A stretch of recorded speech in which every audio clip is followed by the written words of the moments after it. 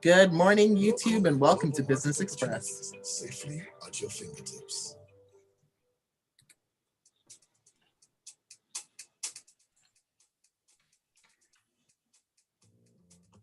Smooth 98.1. It is gone past 6:30, so we are getting straight into Business Express. Of course, joining me is Rotus. Good morning.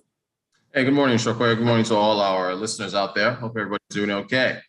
Yes, well, they're having a holiday, Rotus. They're doing fantastically.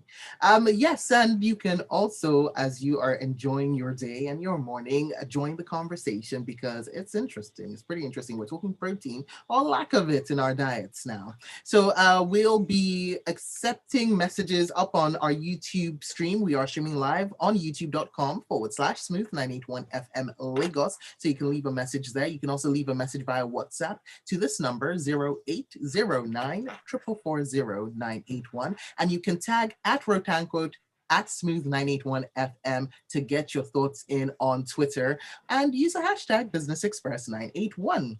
Okay, so Rotus, lots to talk about today. First things first, should we talk about food and how we're having to become vegetarians all of a sudden? Yes, I mean we're gonna get inflation figures. I think hopefully next week or the week after for the month of April year on year. But for March, 15.92%. It's on the climb again from 15.7 in February, and the cost of living is getting so high, particularly for the price of food, that people are, according to research done by Business Day, people are resorting to cutting out protein from their diets. So your chicken, your meats, your fish, your turkey, they're foregoing those options because the cost is just it's too high. I knew things were officially bad when a certain franchise came out with a rice and egg option. And rice and egg option that costs 500 naira. 500 naira, yeah. 500 naira. You could have gotten rice and chicken a year ago. I think a year ago it was about 700 or so within that price. And so and it's called, the term is shrinkflation, which is the quote unquote term. And so essentially with a number of, franchises, they are reducing what they are offering to consumers in order to just to what the realities on ground. We're even seeing alcohol being sold in sachets for certain brands. So, everybody's reducing it. It's because of the year-on-year costs that you're seeing. The implication of that, of course, is for individuals who are cutting out meats from their protein from their diets, is the health implications. A full balanced diet is your carbs, your protein, your vegetables, and so on and so forth.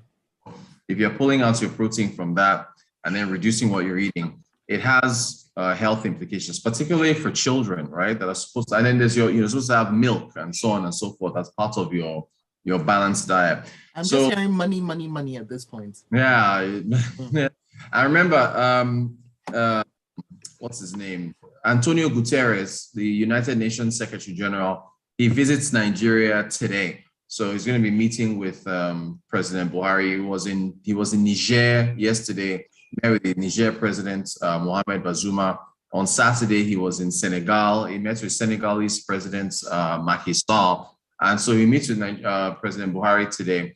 And again, as part of the things he's been talking about, the United Nations actually put together a food crisis task force. They put it together in March because of where they saw food prices going. The United States is putting together a $670 million fund to assist certain countries, Sudan, Ethiopia, to assist them with cost of food. And this is also happening while, Ukraine, Russia, Turkey, who else? Indonesia are all restricting exports of certain foods just so that they can have enough for their populations. And particularly with the situation with the palm oil thing. Yeah, with Indonesia. correct. And I mean, Indonesia is responsible for almost 40%, 50% of the world's supply of palm oil. Now, remember, Nigeria used to lead the world in palm oil production back in the 60s. We had 43% market share, didn't we, or something along those exactly. lines? And then we discovered oil and things just went down. So the impact of all of this, when you put it together, is that since we're not import dependent on a lot of these items, for example, crude palm oil is used for almost soap and everything, a lot of other things. Beauty. Also, yep, beauty products and so on. Fertilizer coming from Russia. The fertilizer is, directly impacts the growth of foods on farms. So if fertilizer supply is reduced and prices of fertilizers go up, the cost of growing your food is also going to go up as well. You add the insecurity issues that are being faced in a number of countries, the breadbasket of the nation, and that also excavates so costs increase. That worries me because, we've been talking with farmers on Smooth Breakfast as part of the food insecurity issue. And, they've said that urea, they have not been able to, it has been out of supply for quite a while now. So Right. What else are we going to see going out of supply that Right. really affects how we grow our food? You're right. Exactly. And so, I mean, and that's not even Gutierrez, that's security, right? Gutierrez is also here to talk about impact of climate change. There was one of the issues why you're having these herdsmen farmer clashes is because there's less land, right? Less arable land for cattle to feed, for crops to grow. So they are fighting over a shrinking space with respect to exactly how much of that land can be used, for growth. So you've got that as well. So it's a real, cocktail of issues that are coming together where you're now seeing not only companies, I mean, there's a pizza company that has reduced, it's hawking pizza on the road now, that's 1,000 naira pizza. Another company that is using yam to make fries as opposed to potatoes. It's all coming together, and as long as the war persists, security issues persist, that will continue to have an impact on food inflation. Now is 17%. I mean, back in March of last year was about 22 or so. So it's still very, very high. And the impact of the average Nigerian is tough. Very well. Let me read this. Benga Akomen has sent in a few messages. He says, Rotus, what is alarming is politicians are not talking about how they're going to tackle inflation. Prices are headed for the sky and there's no concerted effort to ease the situation. He goes on to say, or are the high prices of items the reason the government has opened the land borders at last, so those items can be more readily smuggled into the country? And he also said, did Dangote not recently launch his fertilizer company, or are his prices not in tune with the reality in Nigeria? Yeah, all great points from Benga. Yes, land borders. Remember, there was that's I think it was with Niger or so. That's what was recently opened up in order to try to get more food in. Yeah, they opened up the last them down to try and stop smuggling.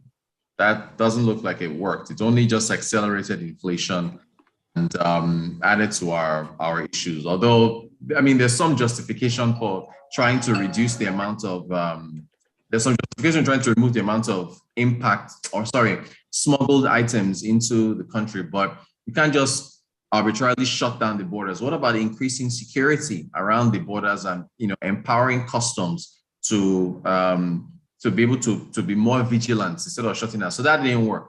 On fertilizers, yes. Well, Dangote's fertilizer plant, I believe, goes into operation. It's not September. I'm not sure if it started selling already, but that's going to take some time for him to be able to get those sales out to where it can augment us not needing fertilizer from Russia. That's still a ways away. So, the impact, it's definitely there. And, Benga's points are well made. Okay. All right. So shall we move on? Yeah. Because the next topic that we're going to discuss is something I'm going through right now, Rotus. And that is the issue of rent. rent prices going sky high. Like the sky is not even the limit at this point. But somehow the benefits are going down. Yeah, and you can, I guess you can definitely, you and anybody else that's in service departments can speak to that.